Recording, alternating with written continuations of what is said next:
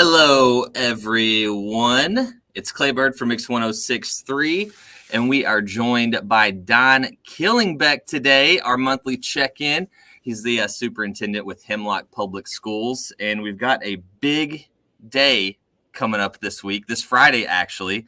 And anyone that's been through high school or just the school system period, the last day of school is like one of those days. It's like, yeah, I always think of the movie Dazed and Confused, like on that opening scene where they have Alice Cooper, like, school's out for summer.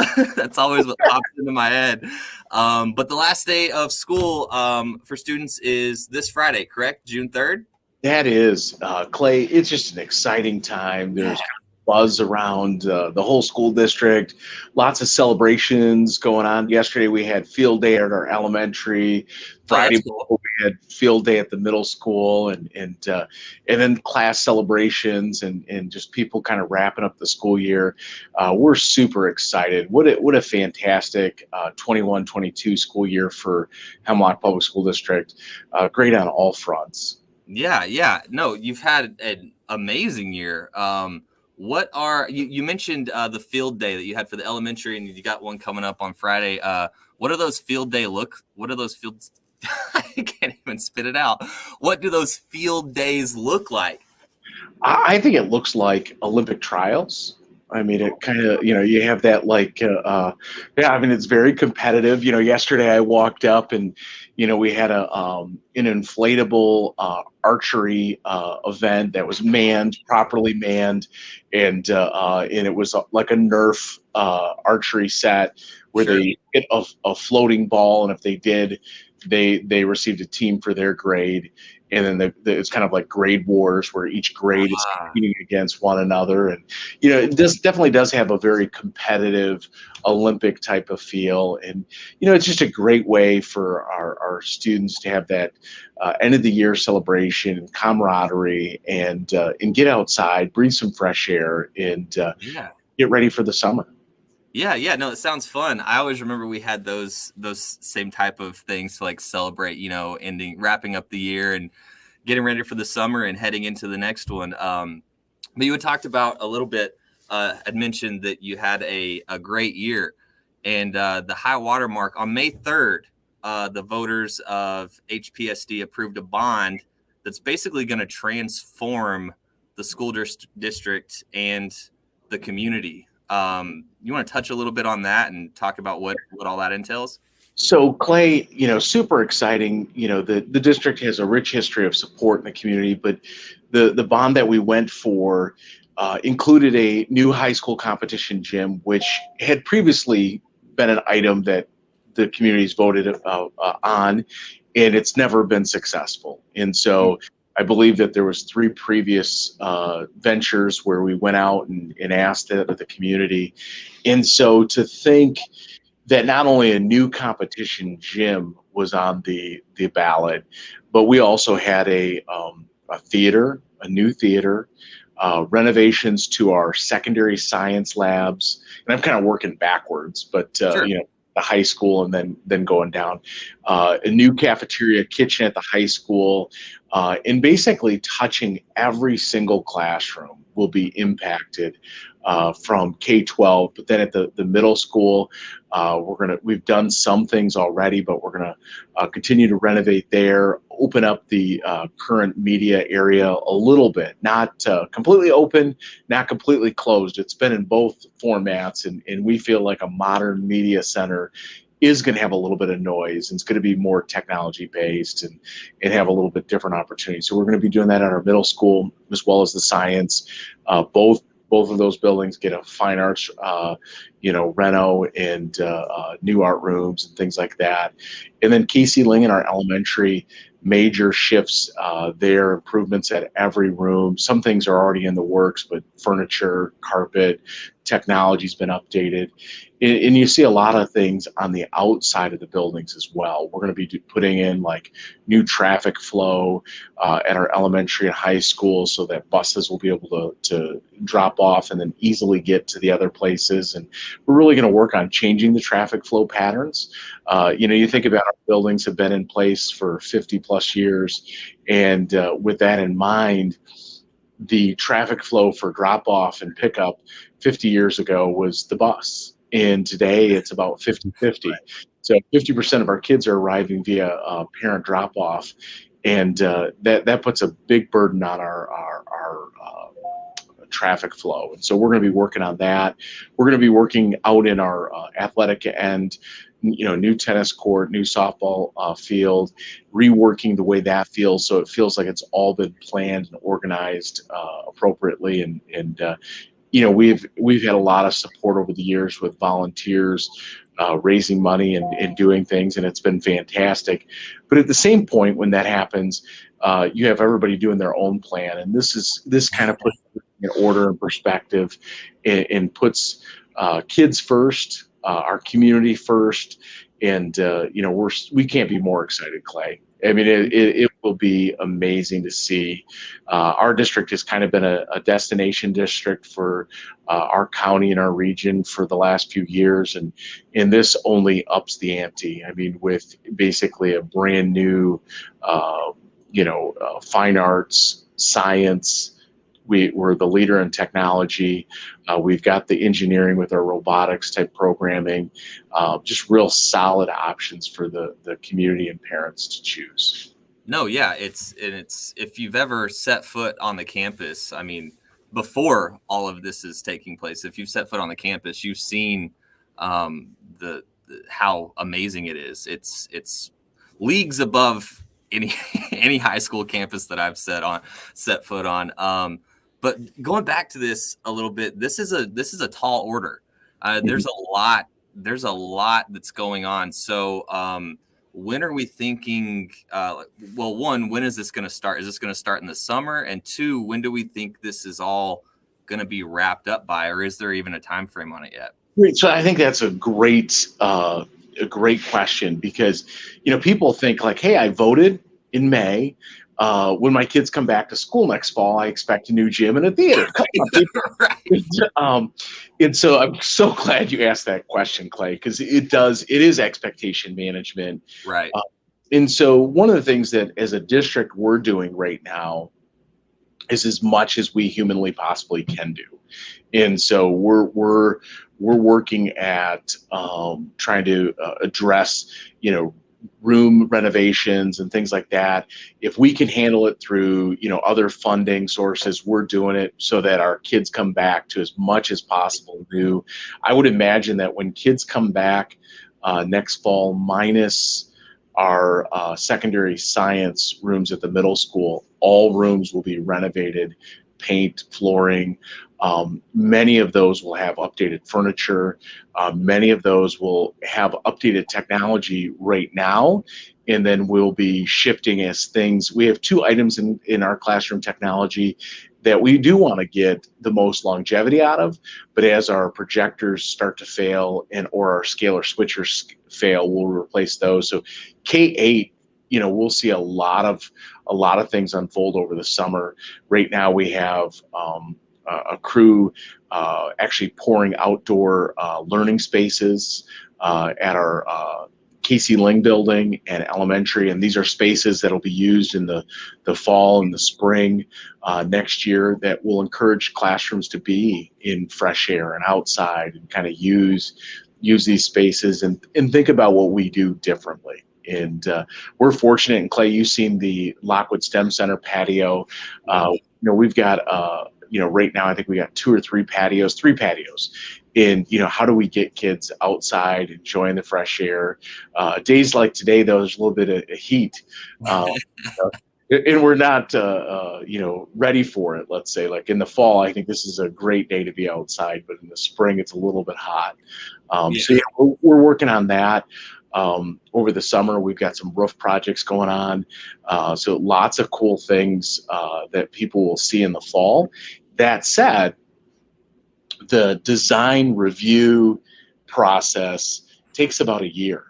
And it was really important. We went out to a vote in May so Hmm. that we can do the design work we've already started, and we can have our bids ready for November, go out in November, December, back in early January, so that we're getting the best bids, and then we'll have work done next summer. Next summer, right now, I know that we'll be focusing K-8. We'll do some things at the high school as well, but I believe a lot of the work will be K-8. The high school work, with a new theater and a new gym, that's pretty massive scope of work, and so that may take the next summer before those kind of things start. So there is a review process, Sure. the design process, and then there's a bid process, and then there's a build process, and so you got things going on. So it'll be probably summer 23, and people will see, for example, a new gym at Casey Lang Elementary that'll alleviate some pressures that we have going on there, because our cafeteria is not quite big enough. Our gym is our indoor recess area, and it's not really an athletic gym. So we're going to put on a new physical education space there that'll double as a rec space. That'll open up our current cafeteria, open up our current gym to be more of a flex space. People will see that next year, is the goal, is to have that done for next school year. That said, like some of those other large projects may be another year out. Sure. Yeah. And that's one of the things, like, I love what you said, going into this, managing the expectations, because you cast the vote and it gets approved and you're like, okay, cool. Well, where's it at? So yeah, it takes some time, but all great things do take time, and Yeah. I mean, it'll, if it'll you all know, before you know it. yeah, but I think a good point for people to put perspective on it is, this year we ordered a work truck for our fleet. We plow and take care of our grounds, and it's 30 months out Wow. an order at one point. And so you go, if that's 30 months out, and obviously that's the worst case scenario. Sure.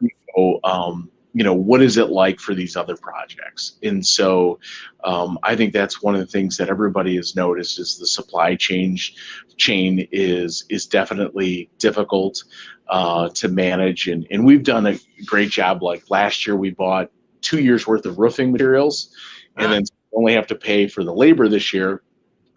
But then you figure out what is the next year's project, and when should we buy the materials, and should we double up or just go single year type of thing. So.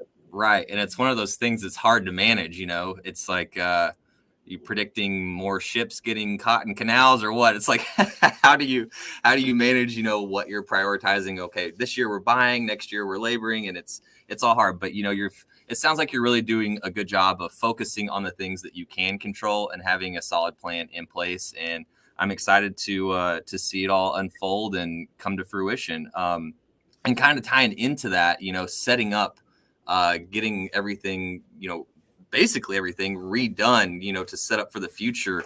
What is your vision of the future? Because it sounds bright. I mean, it sounds like only good things ahead. What do you see, the future of Hemlock? So, I mean, at the early grades, we continue to grow and build. Our numbers, parents are choosing Hemlock Elementary, our childcare, our preschool. I think we've doubled in size in our childcare over the last 3-4 years. Our preschool programs doubled, I think tripled. We've seen some great growth there. That growth then goes up. Those kids come in as early as infants, and then they stay with us all the way through. I think our kids now are in upper middle school, maybe lower middle school, that started with us when we launched 8 years ago. So yeah, they're in anywhere between upper elementary and middle school, depending on how old were they when they started with us. And Right. Yeah, we're continuing to grow here. Our Casey Ling program's growing. Our middle school program's growing, and then our smallest groups are currently in the high school right now, and then they'll start to graduate and grow out, and then we'll grow in those other kids. So it's super exciting to watch our school grow from the bottom up. It's kind of always been our goal to grow young and have a kind of like a once a Husky, always a Husky plan. Like, Right. where people start with you, they don't want to leave you, and we've seen that. I mean, families, choose Hemlock for a reason, and so yeah, we have a really exciting, bold vision for next year. Lots of work going on over the summer. We've got a great team in place. Our own team will be doing a lot of things this summer. We've got great partners with vendors that'll come in and help us reimagine spaces. And we're looking forward to next fall. We're already, Clay, as kids are counting days down to go home for the summer, we're Right. counting days up. And Right. June 6th, we have 54 or 56 work days until kids come back. Right. And yeah, we're on the reverse countdown. I don't know if people will understand. We're excited for that next fall already. Right. Yeah, no, and it's kind of hard not to be, knowing that you have all of these new and exciting changes coming. And hats off to you and all the faculty and the teachers and the staff that are involved with Hemlock, because you guys are really doing something special. You're doing a great job, and not only do I see it, but I think the community sees that as well, and that speaks to what you were talking about with the enrollment and getting this passed, and really putting the community and the students first. So good job to you guys. Well, thanks, Clay. Yeah, you bet. Is there anything else before I let you get back to the important stuff that you that you want to share about Hemlock or you or anything else? I think that as parents or grandparents are tuning into this, if they're interested in attending next year, they can always reach out to us. Our phone number is 989-642-5282.